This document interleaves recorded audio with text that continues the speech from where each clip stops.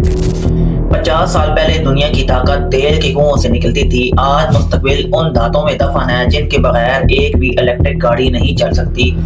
Lithium, cobalt, copper, یہ صرف معدنیات نہیں، یہ 21ویں صدی کی نئی جیو پولیٹیکل طاقت ہے۔ سوچئے اگر کل دنیا کے کسی ایک بڑے لیتھیم سپلائر ملک میں سیاسی بحران آ جائے تو کیا ٹیسلا، BYD اور پوری EV انڈسٹری رک سکتی ہے؟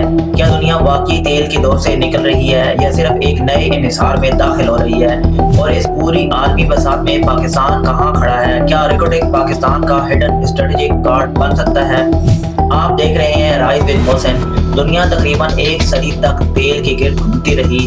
1973 کا آئل ایمبارگو یاد کیجیے، صرف چند عرب ممالک کے فیصلے نے امریکہ اور یورپ کی معیشتوں کو ہلا کر رکھ دیا تھا۔ آج بھی روس کی معیشت کا بڑا حصہ تیل اور گیس سے جڑا ہوا ہے۔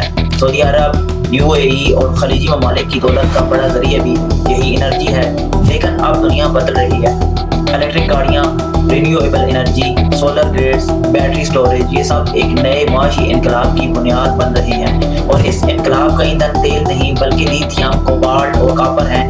عالمی لیتھیم مارکیٹ 2025 میں تقریباً 43 ارب ڈالر تک پہنچ چکی تھی اور ماہرین کے مطابق 2034 تک یہ مارکیٹ 150 ارب ڈالر سے اوپر جا سکتی ہے۔ انٹرنیشنل انرجی ایجنسی کے مطابق 2030 تک EV بیٹریز کی ڈیمانڈ آج کے مقابلے میں تقریباً 4 گنا بڑھ سکتی ہے، یعنی دنیا ایک نئے مدنی دوڑ میں داخل ہو چکی ہے۔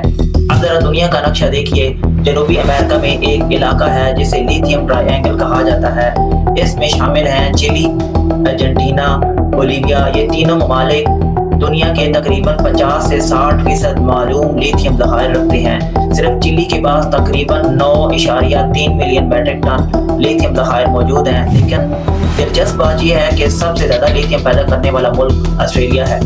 مگر اصل طاقت صرف مائننگ میں نہیں، اصل طاقت ریفائننگ میں ہے، اور یہی وہ مقام ہے جہاں چین دنیا سے آگے نکل چکا ہے۔ دنیا کی تقریباً 70 سے 75% لیتھیم ریفائننگ چین میں ہوتی ہے، جبکہ بیٹری سیل مینوفیکچرنگ کیپیسٹی کا بھی تقریباً 75% حصہ چین کے پاس ہے۔ یعنی خام مال کہیں اور سے نکلتا ہے لیکن بیٹری سپلائی، چین کی چابی آخرکار بیجنگ کے ہاتھوں میں آ جاتی ہے۔ یہی وجہ ہے کہ امریکہ اور یورپ اب ڈی رسکنگ اور فرینڈ شورنگ جیسی پالیسیاں بنا رہے ہیں، کیونکہ انہیں خوف ہے کہ آنے والے وقت میں دنیا تیل کے بعد بیٹریوں کے ذریعے کنٹرول ہو سکتی ہے۔ اب بات کرتے ہیں کوبالٹ کی۔ Democratic republic of the Congo دنیا کا تقریباً 70% کوبالٹ اکیلا کانگو پیدا کرتا ہے۔ 2024 میں عالمی کوبالٹ پیداوار تقریباً 2 لاکھ ٹن سے زیادہ رہی اور اندازہ ہے کہ 2030 تک ڈیمانڈ تقریباً دگنی ہو سکتی ہے۔ صرف EV سیکٹر مستقبل میں عالمی کوبالٹ ڈیمانڈ کا 50% سے زیادہ حصہ لے سکتا ہے۔ اب ذرا تصور کریں اگر کانگو میں خانہ جنگی ہو جائے یا سیاسی انسٹیبلٹی بڑھ جائے تو پوری دنیا کی بیٹری سپلائی متاثر ہو سکتی ہے۔ یعنی گرین انرجی صرف ماحولیات کا مسئلہ نہیں، یہ اب قومی سلامتی اور جیو پولیٹکس کا مسئلہ بھی بن چکا ہے۔ اور اب سب سے اہم سوال، پاکستان کہاں کھڑا ہے؟ ابھی تک پاکستان میں بڑے پیمانے پر اکنامکلی وائیبل لیتھیم یا کوبالٹ ذخائر کی مکمل تصدیق نہیں ہوئی، لیکن پاکستان کے پاس ایک ایسا اثاثہ ضرور موجود ہے جو مستقبل میں گیم چینجر بن سکتا ہے۔ ریکوٹک مائن۔ ریکوٹک دنیا کے بڑے ان ڈیولپڈ کاپر اور گولڈ ریزرو میں شمار ہوتا ہے۔